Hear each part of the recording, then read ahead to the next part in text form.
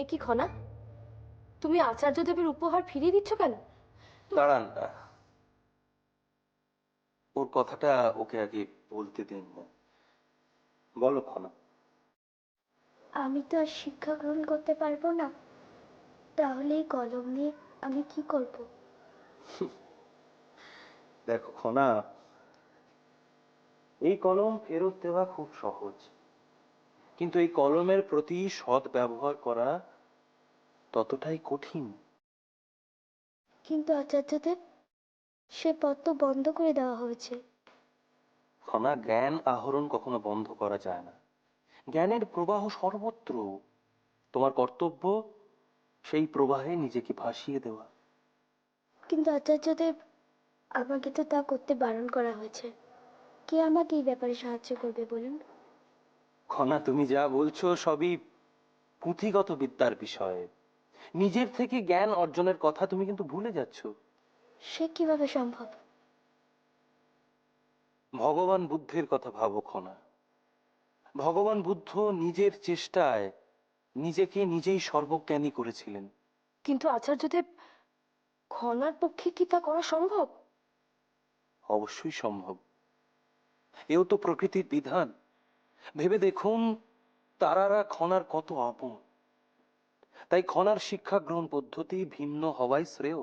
কিন্তু এত ছোট বয়সে খনা। এক্ষেত্রে খনা ছোট না বড় সেটা বিচার্য নয়। আর তাছাড়া আপনি ওর মা। মা হিসেবে আপনি কিন্তু ওর মূল শক্তি, এটা মনে রাখবেন। আমি তাহলে এখন কি করবো আচার্যদেব?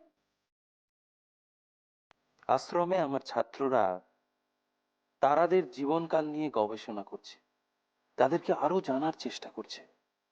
আমি চাই এই প্রাসাদেই তুমি সেই একই কাজ করো।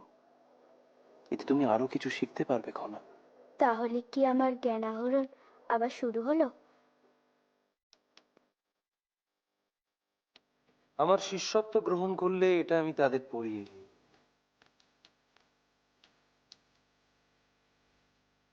আজ তোমাকে দিলাম, আশা করি এটা তোমার শক্তির উৎস হবে।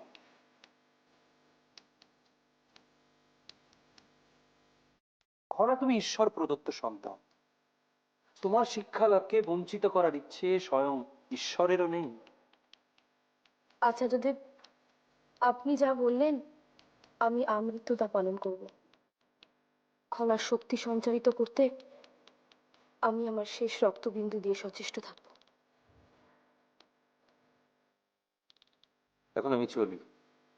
খনা, খনা হতাশ হইও না। মানসিকভাবে শক্ত থাকো জ্ঞান আহরণের জন্য।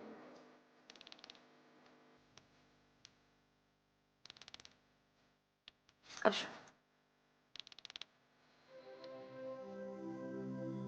শক্ত থাকবো আচার্যদেব, অবশ্যই শক্ত থাকবো। আর সেই দিনটার জন্য অপেক্ষা করে থাকবো, যেই দিন আপনি নিজের হাতে এইটা আমাকে পরিয়ে দেবেন।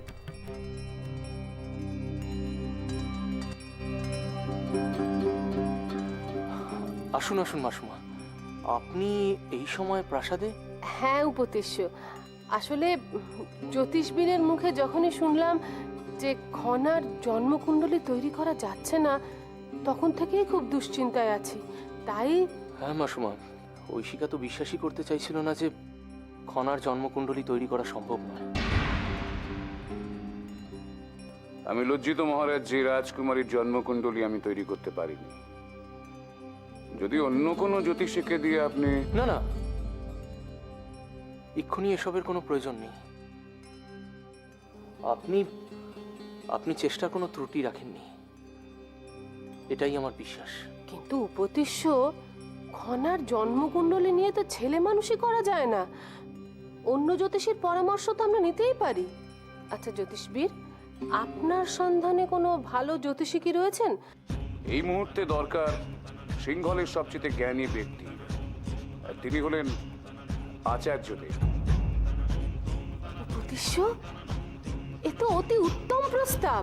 মাসুমা, বলছিলাম যে আমি আচার্যদেবের সঙ্গে কি কথা বলেছিলাম। উনি বললেন যে কি বললেন উনি?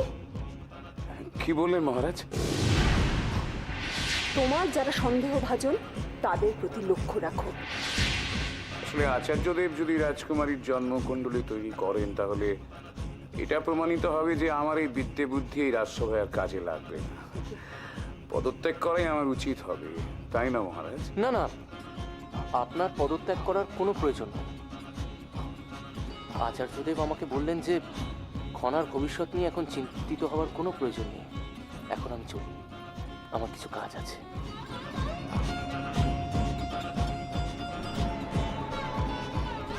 জ্যোতিষ্বর আচরণ কিরম অস্বাভাবিক মনে হচ্ছে।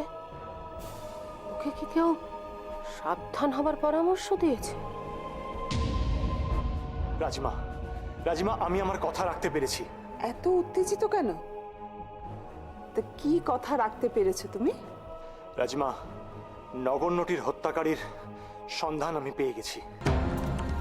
কে কে হত্যা করেছে? নগণ্যটিকে হত্যা করেছে জলদস্যু সর্দার। তার মানে খনার অপহরণ কাণ্ডের পর আবার আরেকটা ঘটনা। হ্যাঁ রাজিমা, কিন্তু এই খবরটা কতটা নির্ভরযোগ্য? অত্যন্ত বিশ্বস্ত সূত্রে পাওয়া খবর। ভুল হওয়ার কোনো সম্ভাবনাই নেই। কিন্তু জলদস্যুদের আসল উদ্দেশ্যটা কি সেটা তো সেটা আমার কাছে একটা বড় প্রশ্ন রাজিমা। জলদস্যুরা এভাবে একটার পর একটা ঘটনা ঘটিয়ে চলেছে আর আমরা কিছুই করতে পারছি না। দেশের শান্তি শৃঙ্খলা এভাবে ভঙ্গ করার জন্য ওদের একটা কঠিন শাস্তি দেওয়া উচিত। ওই মহাকুণ্ডগোলার কারণে এখন তো সিংহলে পুনর্নির্মাণের কাজ চলছে। এখন তো সিংহলের প্রতি জলদস্যুদের লোভ হওয়ার কথা নয়। হয়তো অন্য কোনো লোভ আছে। অর্থাৎ ভেবে দেখুন, নগণ্যটিকে হত্যা করা মানে সিংহলের রাজকুমারের প্রেমকে হত্যা করা। তার মানে সে সিংহলের বিরুদ্ধে যুদ্ধ ঘোষণা করতে চাইছে। এবং এক্ষেত্রে হয় সে জানে যে রাজবংশের মধ্যে দ্বিধাবিভক্তি আছে, নয়তো সে দ্বিধাবিভক্তি বাড়াতে চাইছে। তাছাড়া এই হত্যাকাণ্ডের ফলে তোমার আর মহানামার মধ্যে দ্বন্দ্ব বেড়েছে। একটা রাজ্যে যদি রাজকুমার আর উপপ্রধানমন্ত্রীর মধ্যে দ্বন্দ্ব থাকে তাহলে তো শত্রুরা লাভবান হবেই। একটা কথা আমার বারবার মনে হচ্ছে রাজিমা, এই পুরো ঘটনার পিছনে তৃতীয় কোনো ব্যক্তি লুকিয়ে আছে, যে আসল মেরুদণ্ড। কিন্তু প্রশ্ন হলো সেই ব্যক্তিটি কে? জয়দ্রথ, আমার আশঙ্কা ক্রমশই বাড়ছে। এই অবস্থায় কিন্তু মহানামাকে আমাদের পাশে দরকার। মহানামা আর তোমার মধ্যে দূরত্ব ঘোচাতেই হবে এক্ষুনি। এই মুহূর্তে মহানামার কাছে যাওয়া উচিত। আমি জানি ও এই সময় হয়তো খুব বিধ্বস্ত, কিন্তু এক্ষুনি যাব। চলো আমার সঙ্গে। তোমার আর মহানামার মধ্যে দ্বন্দ্ব আমাকে ঘোচাতেই হবে। এসো।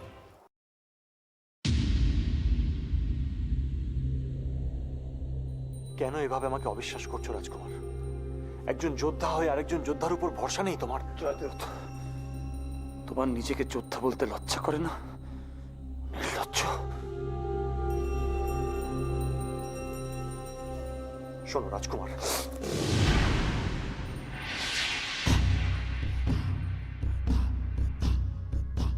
ভ্রান্ত রাজনৈতিক ধারণার জন্য তুমি হয়তো আমার বিরোধী হয়েছ, কিন্তু রাজকুমার, এই মিথ্যা দোষারোপ তুমি আমাকে করতে পারো না। মিথ্যা দোষারোপ? জয়দ্রথ, তুমি সব সময় আমার ক্ষতি চেয়েছ, খনাকে আমার বিরোধী করে তুলেছ। আবার তুমি আমার রাজকুমার, রাজকুমার, এ কি বলছো তুমি? খনা এক শিশু মাত্র, তার মন বিষিয়ে দেওয়ার মতো কাপুরুষ আমি নই। আর এই কথা ভুলে যেও না, তোমার মতো খনাকে আমিও ভালোবাসি। হ্যাঁ রাজকুমার, বিশ্বাস করো।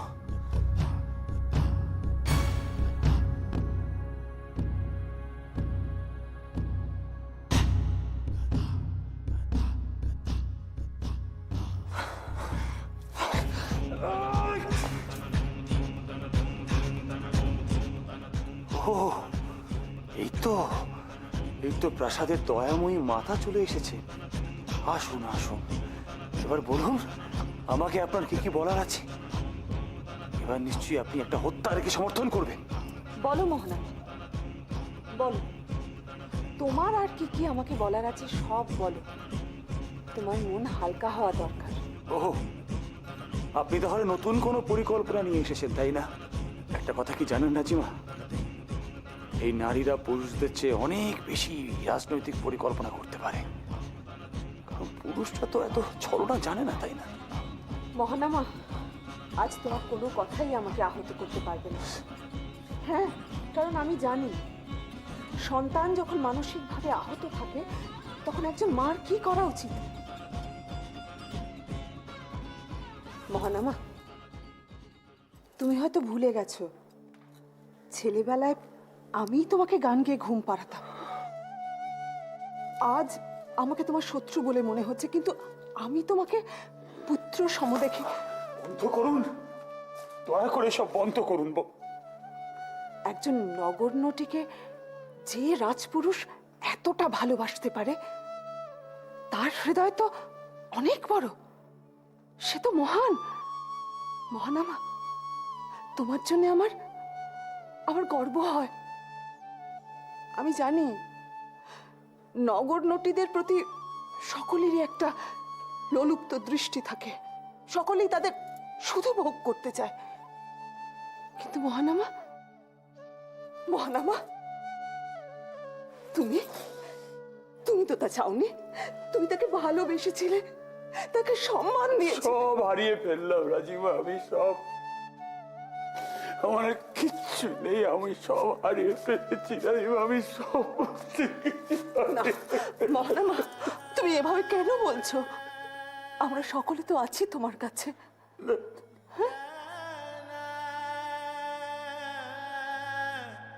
রাজিমা, আপনি আমার একটু উপকার করবেন। বলো। আপনি এই বিবাহের আয়োজনটা বন্ধ করুন। এই মুহূর্তে আমার বিবাহ করা সম্ভব নয় রাজিমা। আমি জানি তুমি মানসিকভাবে বিবাহ করতে প্রস্তুত নও। নিশ্চয়ই এ বিষয়ে আমি সকলের সঙ্গে কথা বলবো, কিন্তু তুমি আমার একটা কথা রাখবে? মহানামা, মায়ের জায়গায় যদি কখনো আমাকে ভেবে থাকো, হ্যাঁ মহানামা, আমার কথা তাহলে বিশ্বাস করো, জয়দ্রথ তোমার ভালোবাসার হত্যাকারী নয়। আমি জানি যে এটা উপযুক্ত সময় নয় এ বিষয়ে কথা বলা, কিন্তু তোমার মন থেকে সন্দেহের মেঘ আমাকে দূর করতেই হবে, সেটা প্রয়োজন। রাজিমা, এই ষড়যন্ত্র, পরিকল্পনা, রাজনীতি সব থেকে আমি দূরে থাকতে চাই। অনুরাধাপুরম থেকে আমি কিছুদিন বাইরে থাকতে চাই রাজিমা। আমি বুঝতে পারছি এই অবস্থায় তোমার মানসিক শান্তির প্রয়োজন আছে। বেশ, তাই হবে।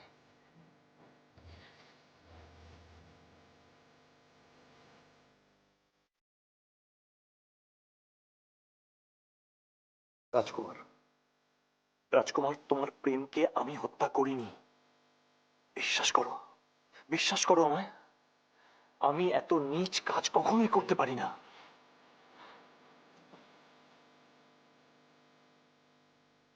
নগণ্যটির হত্যাকারীকে শনাক্ত করে আমি তোমার কাছে আনবই। বিশ্বাস করো আমায়, এই দায়িত্ব আমি নিজে নিলাম। খনামা, আচার্যদেব নিজে এই চারাটি তোমার জন্য পাঠিয়েছেন। উনি বলেছেন যে তুমি যাতে নিজ হাতে এই চারাটি রোপণ করো। নাও। কিন্তু বাবা, আচার্যদেব কেন আমাকে এই চারাটি রোপণ করতে বলেছেন? রাজকুমারী, তুমি সিংহলের ভাগ্যলক্ষ্মী, তাই স্বয়ং আচার্যদেব চেয়েছেন তুমি সহস্র বৃক্ষরোপণ করো। খনামা, এবারে তুমি ঈশ্বরকে স্মরণ করে চারাটা রোপণ করে ফেলো।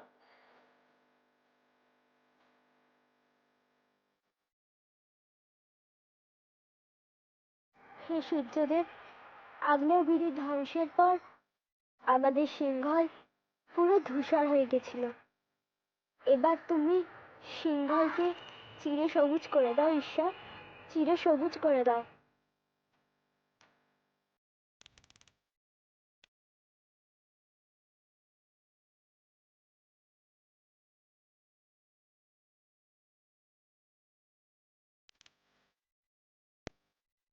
মিহির, এসো। এবার তুমি এই গাছের গোড়ায় জল দাও।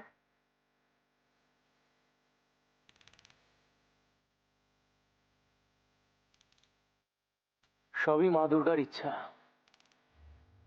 আশা করি সিংহল আবার নিজের সম্মুখীন ফিরে আসবে।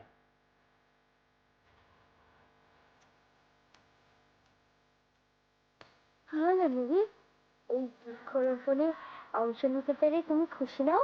আমার খুশি হওয়ায় বা না হওয়ায় কি আসে যায়? এভাবে কেন বলছো মিহির? তোমরা যখন আশ্রমে বৃক্ষরোপণ করো তখন তো তোমাদেরও কত মজা হয় বলো? তাতে কি এত গুরুত্ব দেওয়া হয়? তুমি সিংহলের রাজকুমারী, তার উপরে ভাগ্যলক্ষ্মী। তোমার বৃক্ষরোপণের গুরুত্বটাই আলাদা। তুমি ঈর্ষা করছো? দয়া করে এ ব্যাপারে ঈর্ষা করো না, কারণ প্রথমত এটা সিংহলের ভবিষ্যতের প্রশ্ন। তারপরে তুমি আমার বন্ধু। বন্ধু ঈর্ষা করলে কি ভালো লাগে বলো? আর তুমি যদি সত্যি সিংহলকে ভালোবেসে থাকো তাহলে এই ঈর্ষা তোমাকে শোভা পায় না। দয়া করে আমার জন্য না হোক, এই সিংহলের জন্য অন্তত তুমি সব ঈর্ষা মন থেকে মুছে ফেলো।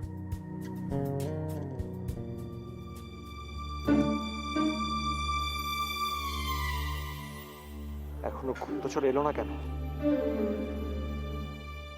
এখানে এভাবে থাকাটা বিপজ্জনক। যদি কেউ দেখে ফেলে। কে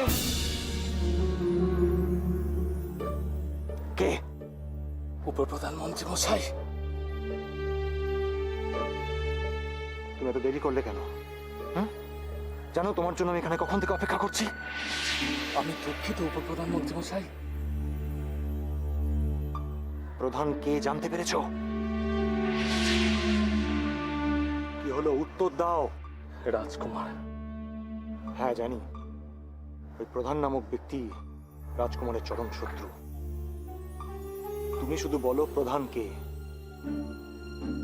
রাজকুমারী হলেন প্রধান।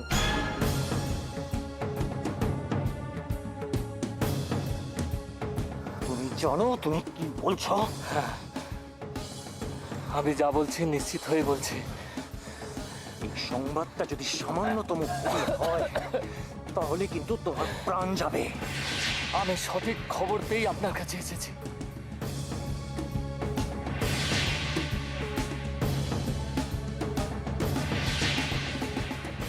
ক্ষমতার লোভ এত মারাত্মক হতে পারে? রাজকুমার এতটা হৃদয়হীন? তাহলে কি খনাকে অপহরণ করিয়েছিলেন রাজকুমারী? কিন্তু একটা কথা তো কিছুতেই মিলছে না। মহানামা যদি প্রধান হয় তাহলে জলদস্যুর নগণ্যটিকে হত্যা করলো কেন? তাহলে কি জলদস্যুর সঙ্গে মহানামার কোনো বিবাদ সৃষ্টি হয়েছিল? কিন্তু এই সব কিছুর মধ্যে সব থেকে বেশি বিপদে রয়েছে খনা। রাজকুমারকে এখন কি চোখে দেখব? খনার বন্ধু না শত্রু? খনাকে আত্মরক্ষার শিক্ষা আমায় দিতেই হবে। আচার্যদেব ওকে ভাগ্যলক্ষ্মী ঘোষণা করেছিলেন, আর আমি ওকে সিংহলের দেবী দুর্গা বানাবো। যেভাবেই হোক বানাবোই।